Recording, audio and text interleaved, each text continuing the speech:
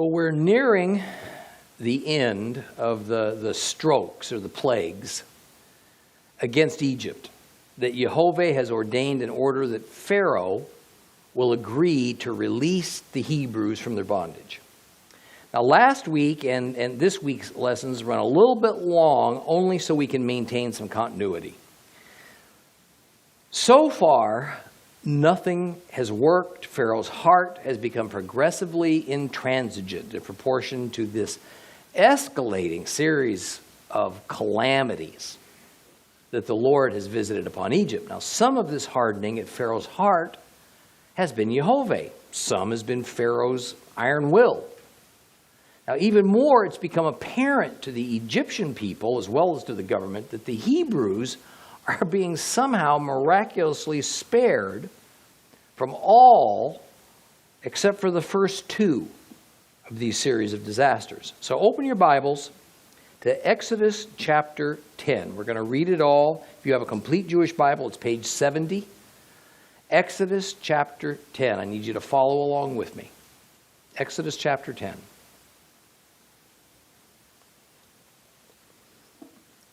Adonai said to Moshe, "Go to Pharaoh, for I have made him and his servants hard-hearted, so that I can demonstrate these signs of mine among them, so that you can tell your son and grandson about what I did to Egypt and about my signs that I demonstrated among them, and so that you will all know that I'm Adonai." Moshe and Aharon went in to Pharaoh and said to him, "Here is what Adonai, God of the Hebrews, says. How much longer will you refuse to submit to me? Let my people go so that they can worship me. Otherwise, if you refuse to let my people go, tomorrow I'll bring locusts into your territory. One won't be able to see the ground, so completely will the locusts cover it. They will eat everything and anything you have that has escaped the hail, including every tree you have growing in the field. They will fill your houses, those of your servants, and of all the Egyptians. It'll be nothing like your fathers or their fathers have ever seen since the day they were born until today." And then he turned his back and he left. Pharaoh's servants said to him, "How much longer must this fellow be a snare for us? Let the people go and worship Adonai their God. Don't you understand yet that Egypt is being destroyed?" So Moses and Aaron were brought to Pharaoh again, and he said to them, "Go, worship Adonai your God. But who exactly is going?" And Moses answered, "We will go with our young and our old, our sons and our daughters, and we will go with our flocks and herds, for we must celebrate a feast to Adonai." And Pharaoh said to them, "Adonai certainly will be with you if I ever let you go with your children. It's clear that you are up to no good. Nothing doing. Just the men among you may go and worship Adonai." That's what you want, isn't it? And they were driven out of Pharaoh's presence.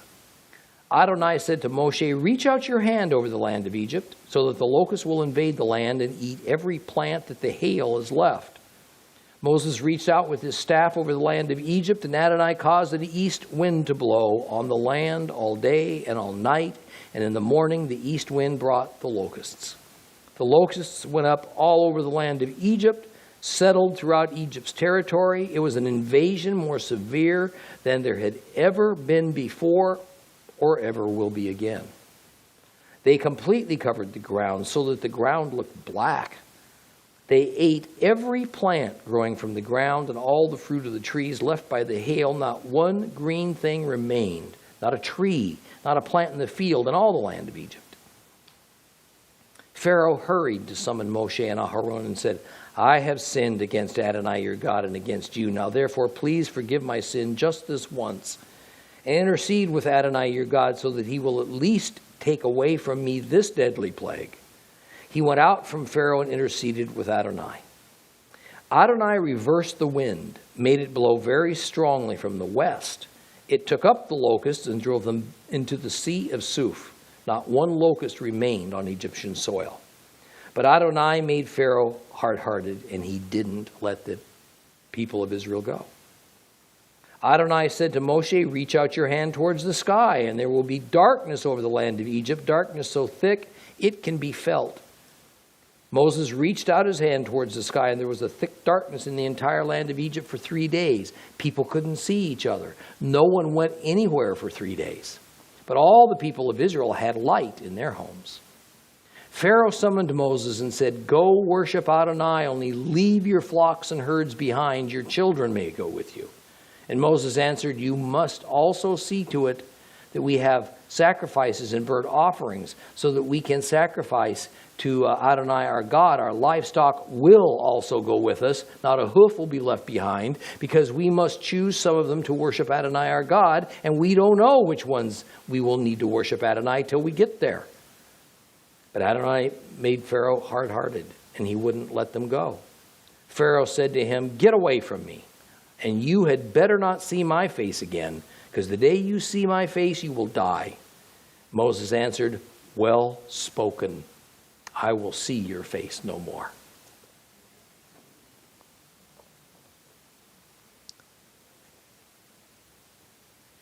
Well, we might look at these plagues against Egypt, the bloody water, the hail, skin lesions, now locusts, and see them as too primitive sounding.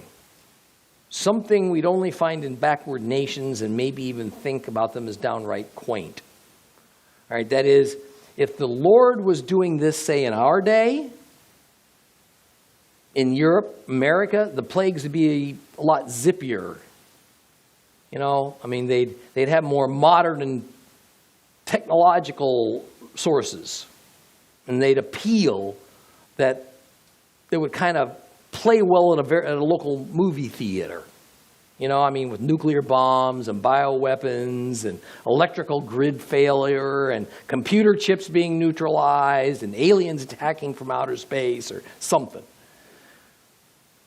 But if we think about it, every one of these strokes we're reading about in Exodus would be just as devastating today, anywhere in the world, as it was 3,500 years ago in Egypt. Imagine if our drinking water became polluted on a near universal scale. Could we use enough filtration to solve it? Probably, but at great expense, and only the wealthiest nations would initially have it available. Hundreds of millions would die from little more than tainted water. Look at what a simple storm, Hurricane Katrina, did to New Orleans and to the surrounding area a few years ago, how it bludgeoned America's economy and came near to toppling the sitting president. Nothing particularly high-tech about a hurricane, is it, Floridians? Just isn't. Just a big wind, a lot of rain, a lot of water. Recall the Mount St. Helens disaster a few years ago. The devastation it caused, the loss of life, the cost to Washington State's economy, and thousands of acres of woodlands destroyed for decades to come. All this from a million-year-old volcano that does little more than spew smoke, heat, and molten rock. How about that recent Japanese tsunami just a few years ago? The estimated 20,000 lives that it took, the countless billions of dollars in damage it caused, enormous radiation leakage from a series of nuclear power plants that were affected. All this from an earthquake and a resultant wave of seawater. Man, you can't get much more low-tech than that.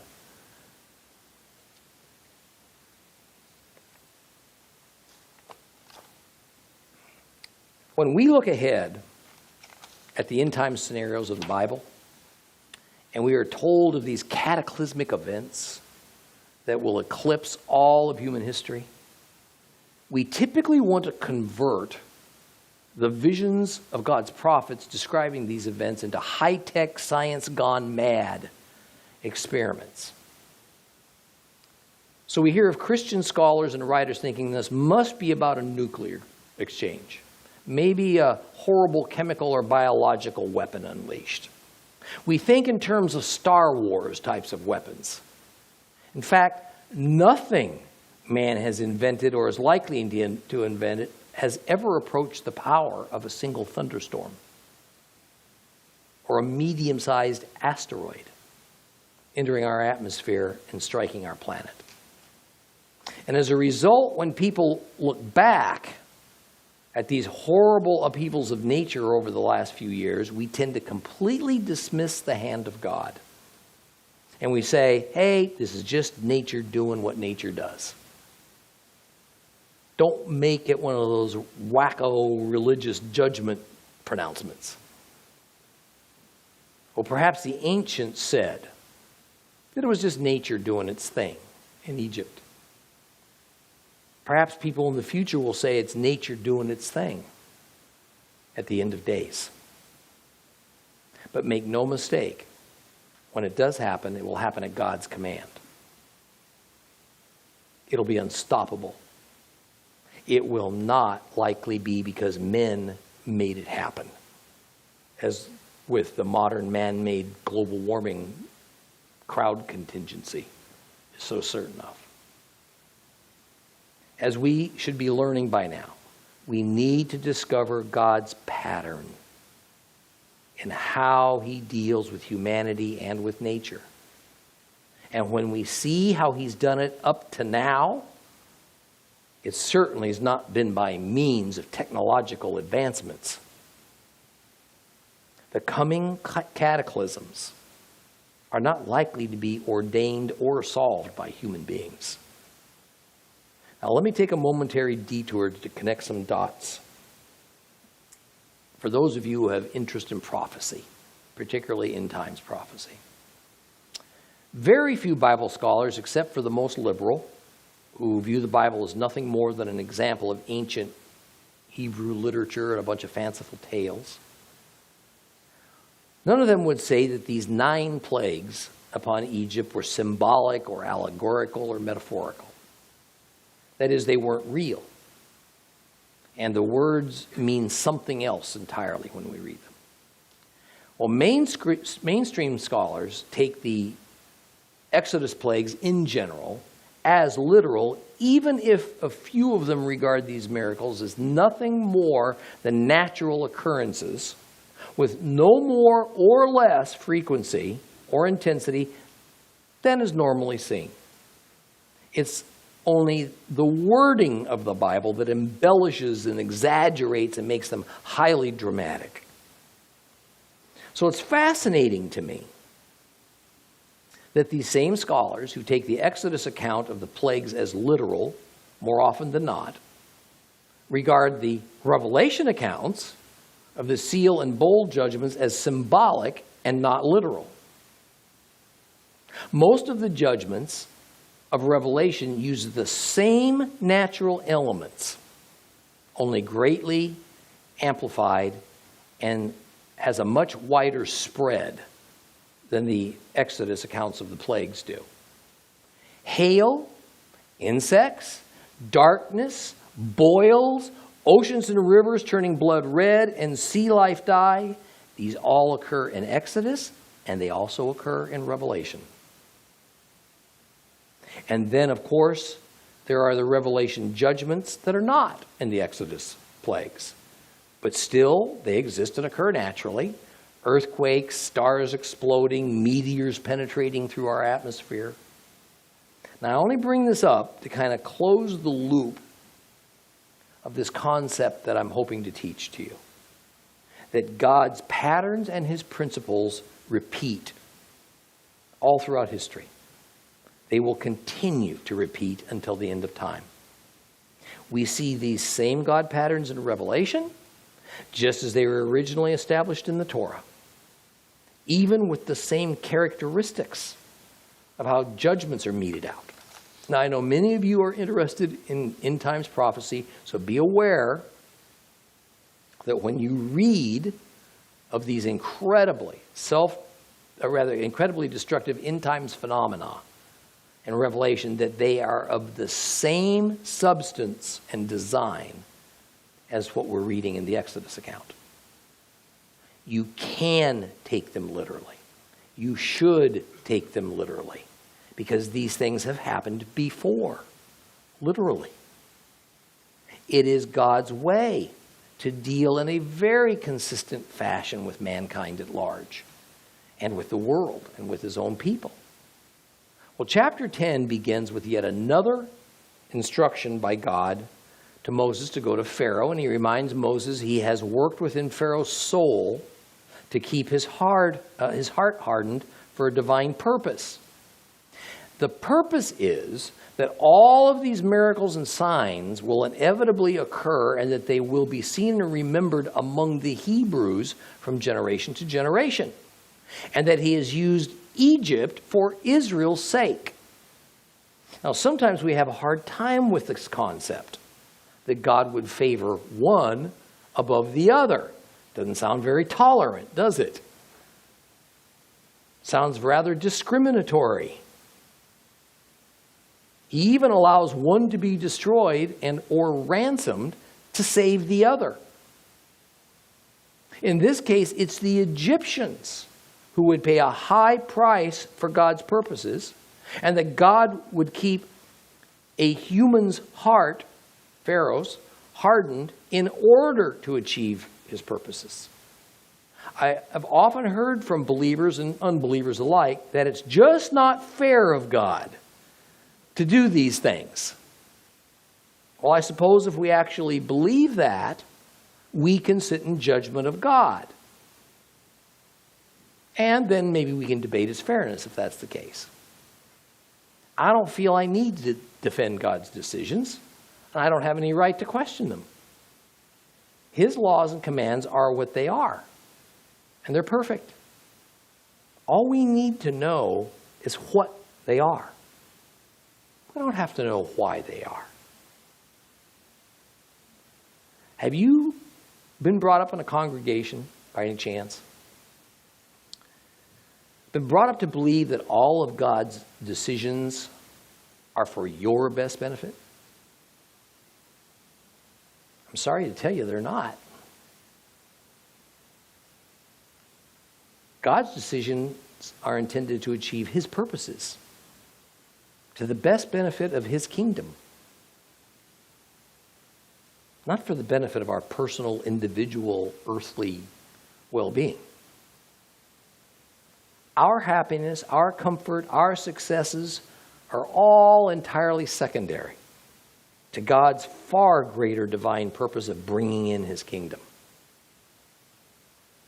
Well, in verse 4, Moses announces to Pharaoh that if he does not free God's people today, that tomorrow Egypt's going to be hit with a plague of locusts.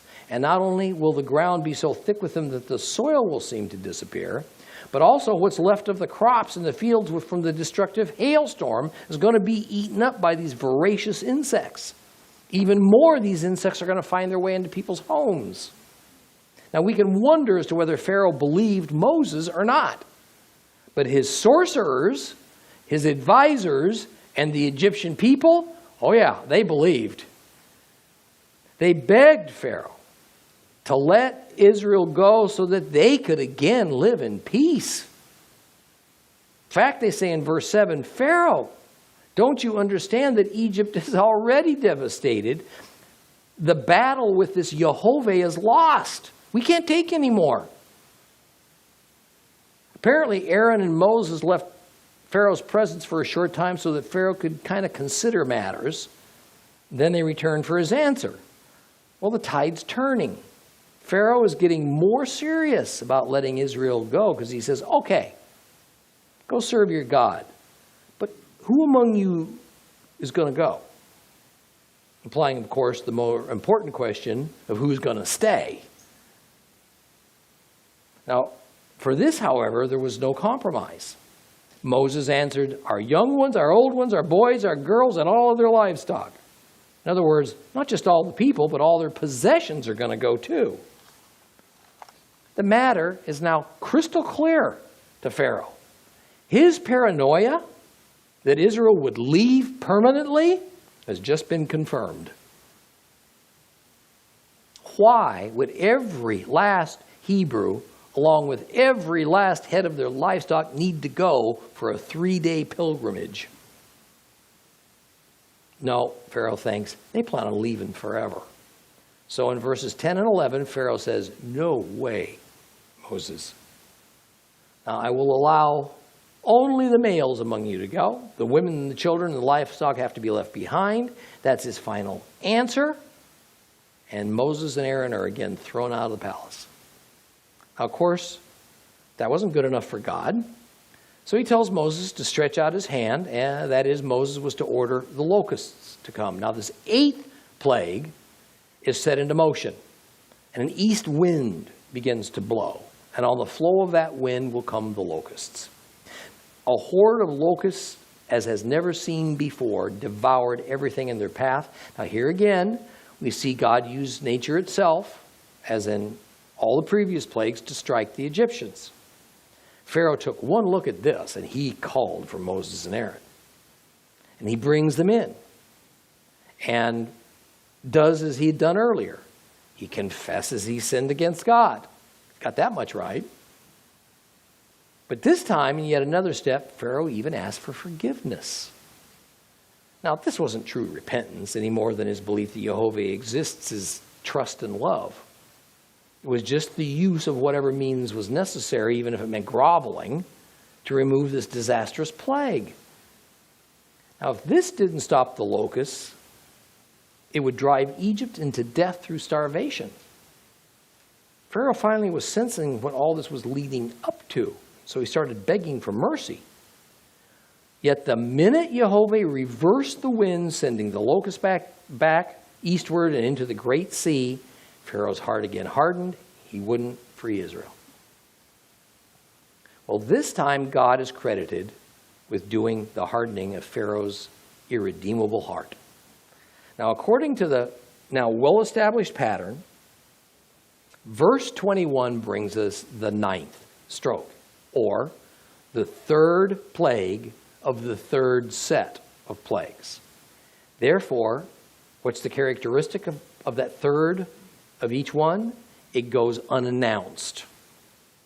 It is not announced to Pharaoh. It's not announced to the Egyptian people. They're not expecting it.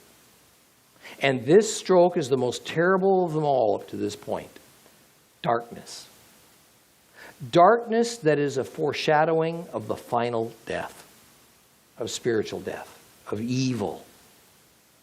A darkness that is not only seen, it's so thick, it is literally felt.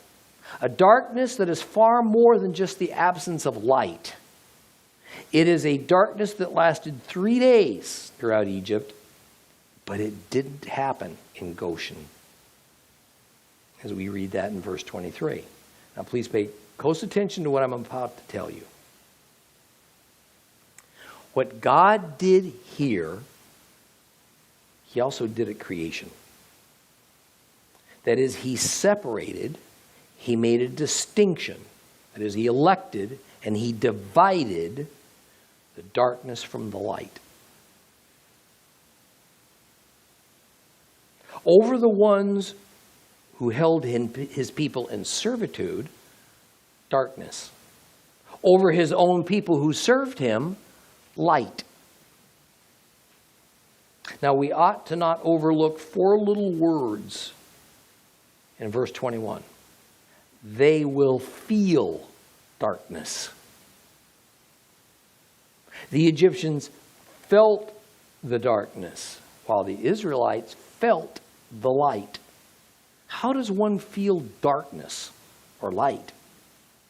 Remember, in our first lesson of Torah, when we studied creation, we found that when God created light in Genesis 1:3, that it was different than the type of lights used to create visual light waves.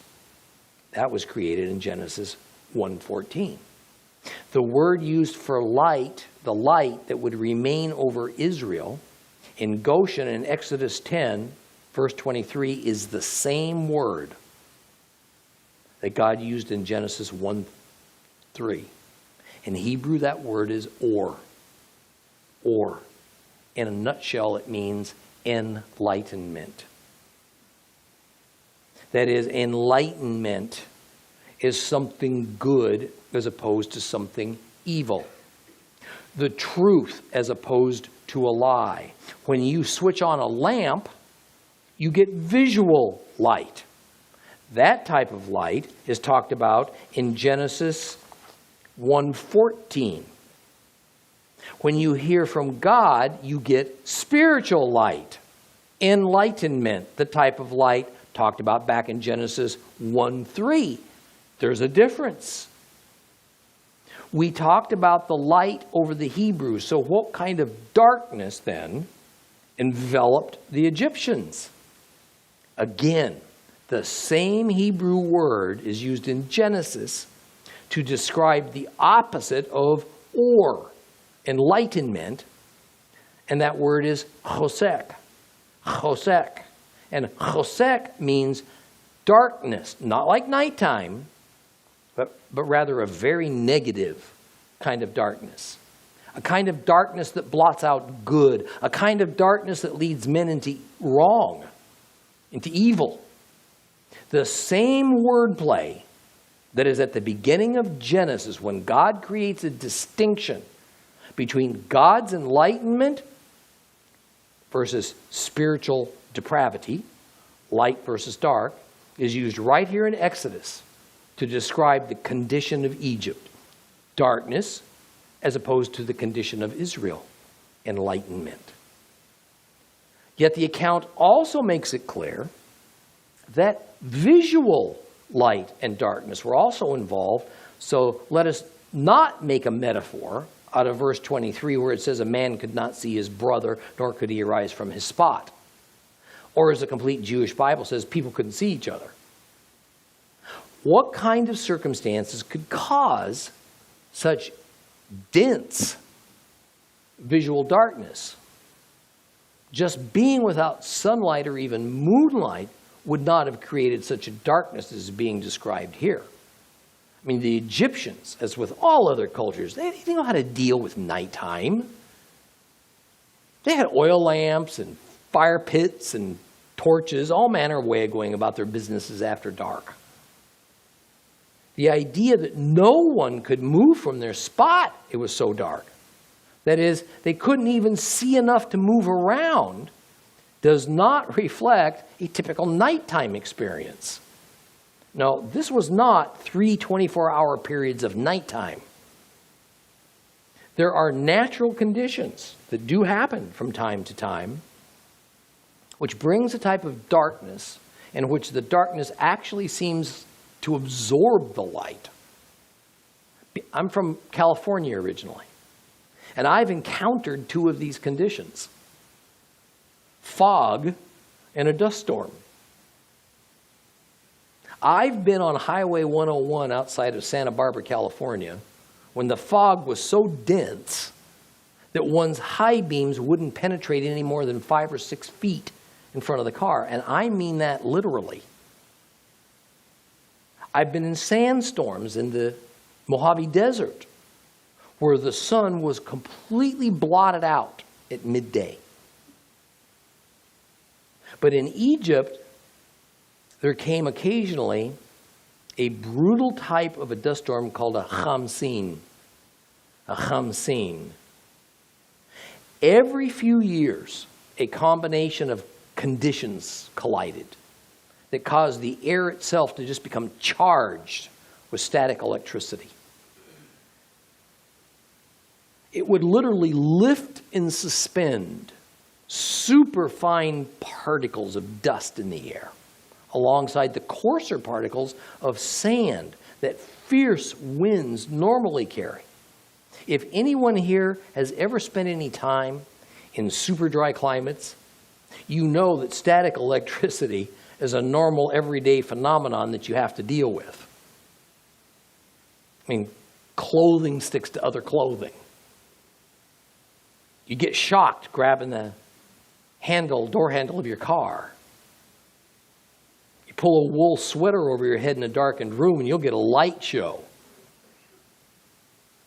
These khamsin, dust storms, turn day into night.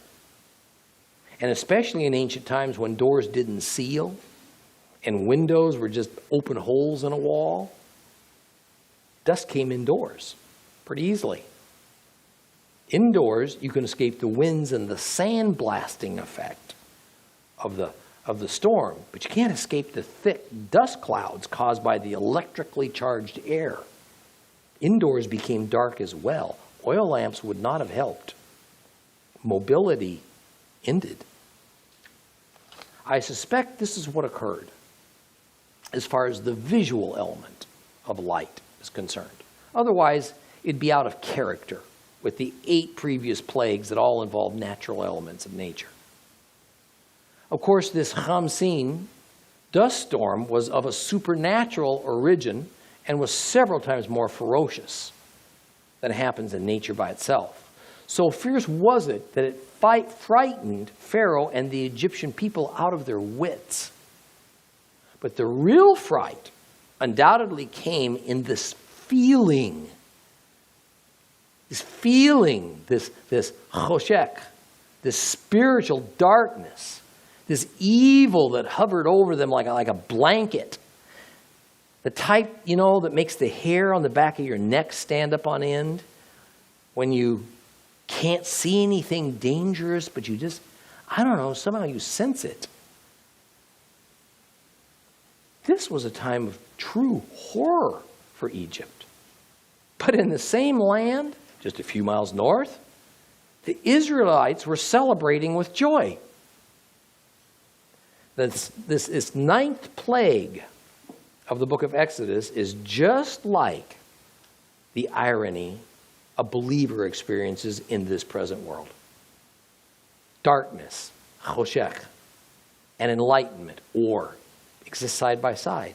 We who are covered with God's light live in the same space, the same time, the same dimension. We breathe the same air as the majority of the world, but they are under a blanket of darkness and they're completely unaware of it. At the same time that we can have our hearts broken, we can weep for those in servitude to the prince of this darkness, we can and we should celebrate that God's enlightenment is upon us and all of our brethren who trust him. By the way, notice that only Israel received the light. It's no different today. We non-Israelites by birth, through Yeshua, have been joined to Israel's covenants. That which benefits Israel now benefits us as well. So Pharaoh sends out an urgent call for Moses. And still, this foolish, rebellious king tries to bargain with God. We've never tried that, of course, but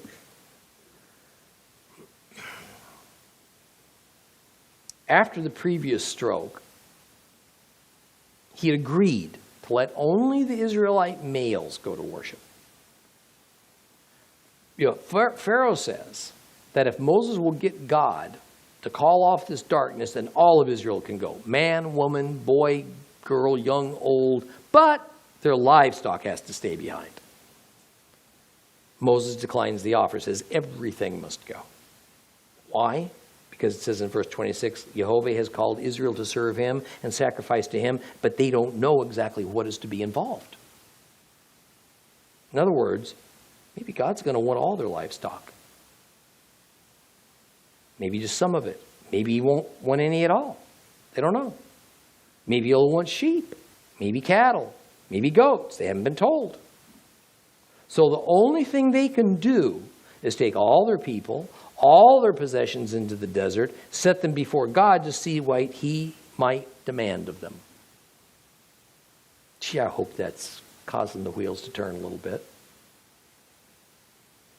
Here is another permanent God principle that just bursts out of nowhere. We are to submit all that we have, all that we are before God. Ourselves, our families, our possessions, because we cannot possibly know at any given moment what he's going to demand of us. We must go forward in faith and trust and hold nothing back. Nothing. It's all his. It's his to give or to take as pleases him. But what's our typical response to that?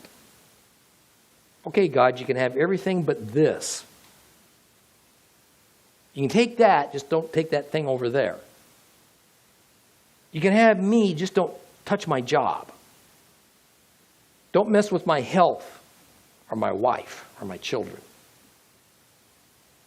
Those things that the Israelites would have left behind at Pharaoh's orders would have remained in servitude. So Moses had no choice but to refuse.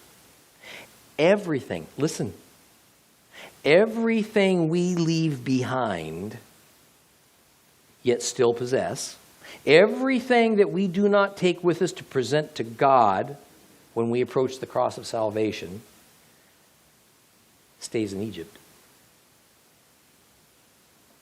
It remains in bondage and servitude and is therefore not available. It's not suitable to serve God.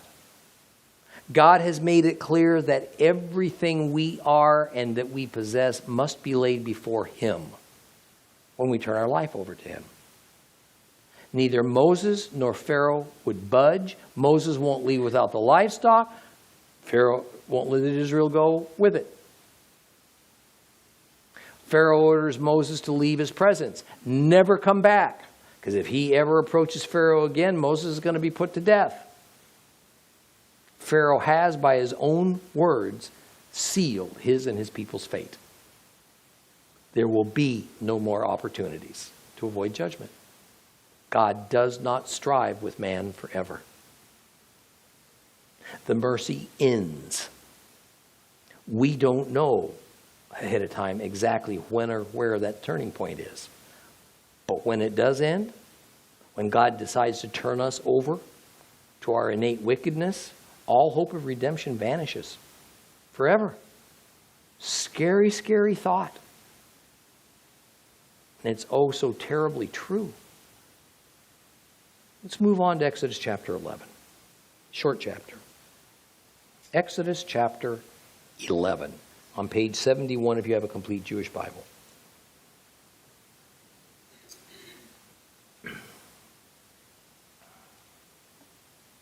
Adonai said to Moshe, I'm going to bring still one more plague on Pharaoh in Egypt, and after that he'll let you leave here.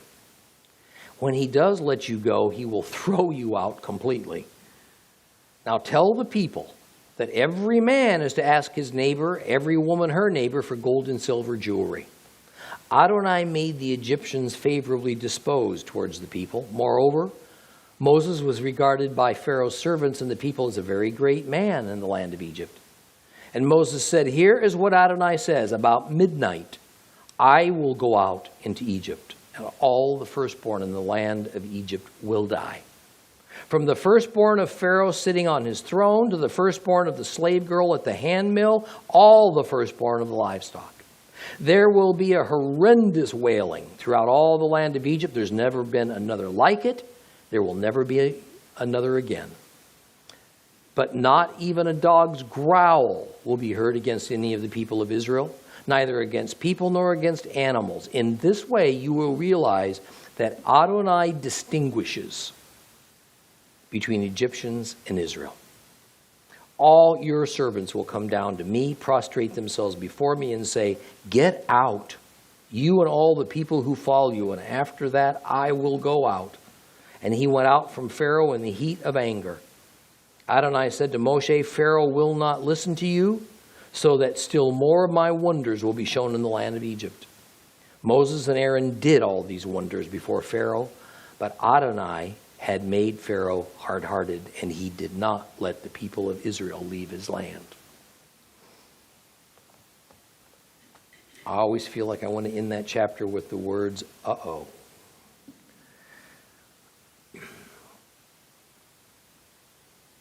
Well, judgment arrives. Well, what we're going to see in chapters 11 and 12 is judgment. Now, what's judgment?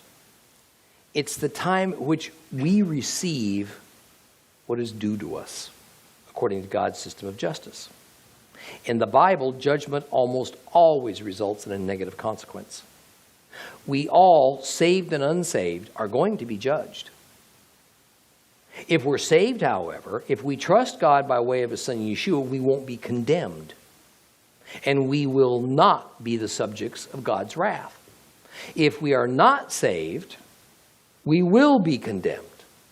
Pharaoh and Egypt had been given 9 chances to accept God's will.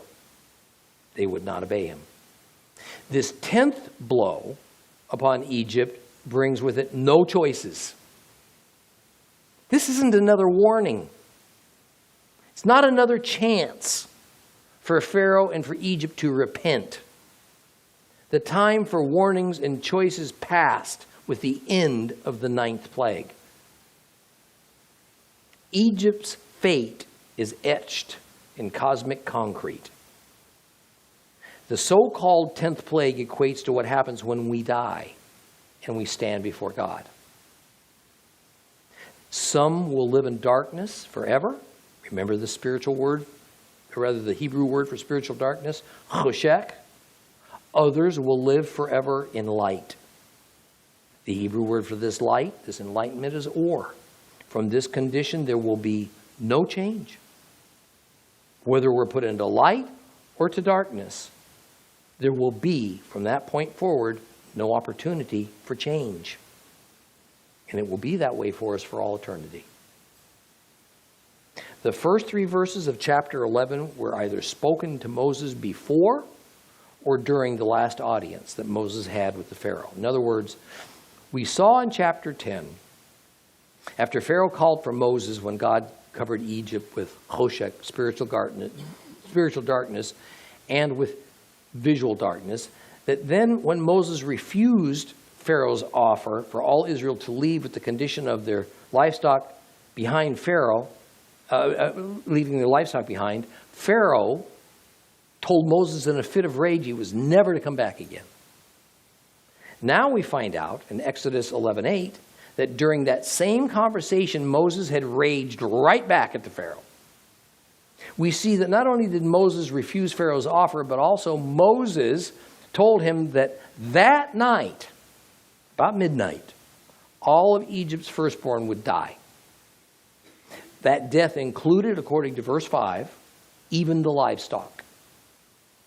But the Israelites would not be affected, they or their livestock. Now, while I don't blame Cecil B. DeMille for depicting that which killed the Egyptian firstborn as a green cloud of death that kind of floated menacingly around the streets of Egypt, I mean, what was it going to show? It does kind of give us the wrong impression. I've even heard Bible teachers say it was the angel of death that wandered throughout all of Egypt and killed the Egyptian firstborn. No, it was not. It was Jehovah himself who took all those lives. How exactly that occurred, we don't know, except that it was by Almighty God's very own hand that the life of those firstborns was extinguished. Verse 1 says that Jehovah, it does not say the Lord, it does not say Adonai, it does not say Malach Adonai, angel of the Lord, anything like that. Jehovah says, I will bring one more plague.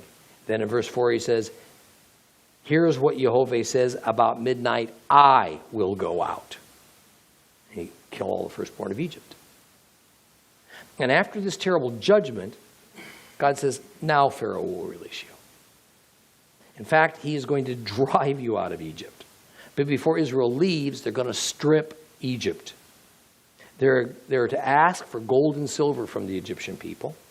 They're going to get all they ask for, because verse 3 says the Hebrews found favor in the eyes of the Egyptians, and that they saw that Moses was a very great man. Translation: please take anything you want. We can't fight Moses. We can't find your God. Just leave us. To the bulk of the Egyptian people, Moses was just a powerful sorcerer, more powerful than Egypt's magicians. They had no more interest in testing him further. Now, frankly, this was no different from the Egyptian perspective than if a robber was holding a knife at their throat and it was a money or your life proposition. Interestingly, to this very day, that's exactly how the Egyptians still see it. They see it as theft. If you or any of your friends have any doubts about whether Israel was ever in Egypt, that there was even an Exodus, which, by the way, has become a very popular theme in more liberal denominations, just tell them to ask a modern-day Egyptian about it. The anger over Israel taking all that gold and silver from Egypt has remained a bitter sore spot in the national heart of the Egyptian people right up to today, 3,500 years later. Let us not overlook just what is at the bottom of this decision by God to crush Egypt with these supernatural devastations and then plundering their gold and silver. God reminds us in verse 7 that this is all done in order that you may know that Jehovah makes a distinction between Egypt and Israel. We keep hearing this over and over in the Exodus story of the plagues, don't we? It is that God makes a distinction between Israel and Egypt. When God keeps repeating something, it's a sure bet we need to pay attention. Let us not ever think that this setting apart of Israel from the rest of the world is some minor or remote issue, or it's changed, or it's become obsolete. Remember, from a biblical standpoint, Egypt, which is real and tangible, is also a type. That is, Egypt is representative of the world at large, all those who are not joined to Israel. Egypt is a representative of the world at large. To this very day and to the end of our time, God sees the world as Israel on one side, everybody else on the other. Where does that leave us? Gentile believers. Thankfully, it leaves us with Israel, as part of Israel.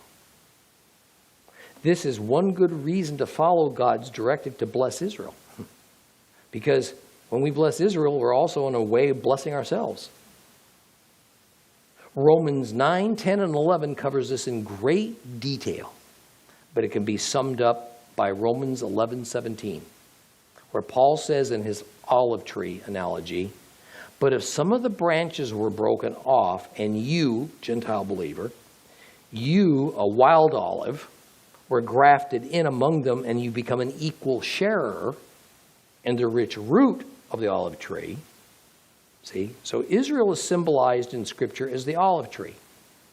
And in Romans 11:24, "For if you Gentiles were cut out of what is by nature a wild olive tree, and grafted contrary to nature into a cultivated olive tree," Israel, "how much more will these natural branches," those Israelites who were cut off because of their disbelief, "how much more they will be grafted back into their own olive tree?"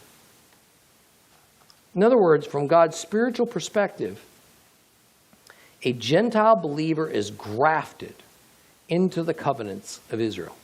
It is those covenants that, from a spiritual aspect, makes Israel, Israel. And it separates them from everybody else. God did not make his covenants with Gentiles. They were only made with Israel. By trusting in Jesus as Lord and Messiah, however, we are grafted in to the covenants of Israel. No, I'm not saying you became a Jew when you got saved. There are physical Jews and there are physical Gentiles. But by God's reckoning, neither a physical Jew nor a physical Gentile automatically belongs to true spiritual Israel, or as Paul calls it, the Israel of God. Only those Jews and Gentiles who believe and trust Yeshua as the Messiah. Again, I caution you, I'm not saying that as a physical member of the tribe of Israel that you're now no longer an Israelite.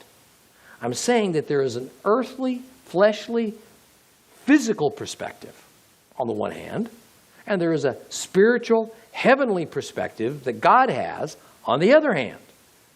Salvation, deliverance, this concerns only the spiritual, not the physical.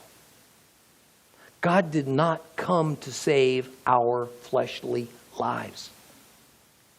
He came to save our eternal souls. What we need to come away from with our study of Torah is this. God made and demonstrated a distinction between Israel and everybody else. Here in Exodus, it's a distinction between Israel and the Egyptians. This is such an important foundational principle. Israel was set apart to be God's special people. When we hear the commonly used church word, sanctification, it simply means set apart for God. That's all that word means. This is not some Old Testament distinction that's been dissolved. It remains intact in the New Testament. Yeshua did not end this distinction between Israel and the world. My goodness, he himself was a Jew. He was an Israelite. And he made a point of letting people know that. He simply provided a new and lasting way for Gentiles to partake of, to be grafted into Israel's covenants by means of his own blood. Now, please don't misunderstand. Even the new covenant was not a covenant between God and Gentiles. It was a covenant between God and Israel. Now, we're not going to go any further with that for right now, because that is a very long lesson all in itself. But I do want to quote this passage that says it well. This is the passage where the New Testament is first announced. This is in Jeremiah 31, verses 30 through 32. It says, "Here, the days are coming, says Adonai, when I will make a new covenant with the house of Israel and with the house of Judah. It will not be like the covenant I made with their fathers on the day I took them by their hand and brought them out of the land of Egypt, because they, for their part, violated my covenant, even though I, for my part, was a husband to them, says Adonai. For this is the covenant I will make with the house of Israel after those days, says Adonai. I'll put my Torah within them and write it on their hearts. I will be their God, they will be my people." Who did God say the new covenant is being made with and for? Israel. It's right there. Specifically, so that we can't get it confused with the house of Judah and with the house of Israel. There's no mistaking it. So let's back up for a moment. It was during these 3 days of darkness, choshek, that had fallen upon Egypt, that Moses pronounced to Pharaoh what? The coming death of the firstborn. Yet while all Egypt was cowering under the horror of the complete absence of light and this thick blanket of evil that lay over them, Israel was celebrating joyously because they were experiencing light. They knew their time of deliverance was near. In fact, during that time of darkness for Egypt, Israel had 4 days before Jehovah would go throughout Egypt killing all the firstborn, already selected their Passover lambs. They did this according with God's instructions. This would become the establishment of Passover. Let's fast forward now, about 1,400 years to 30 AD. We're in Jerusalem. It's Passover, in Hebrew, Pesach.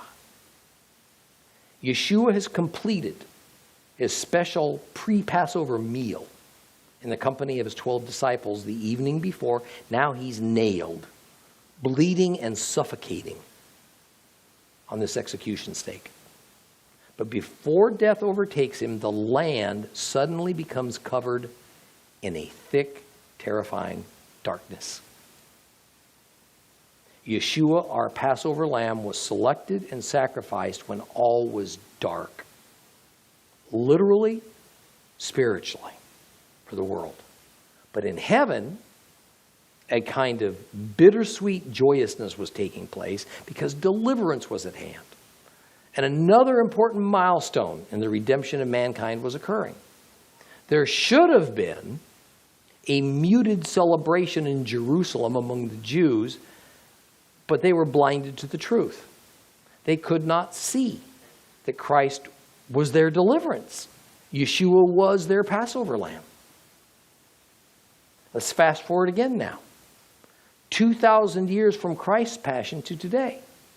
Our world is becoming darker and darker and darker. Our entire planet is becoming so evil and rebellious.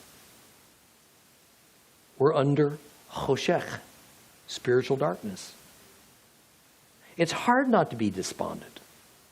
It's hard not to feel a sense of hopelessness and despair and confusion as we just watch our world reeling out of control. But you know what? As believers, those of us who are set apart and sanctified for God, what should our reaction be?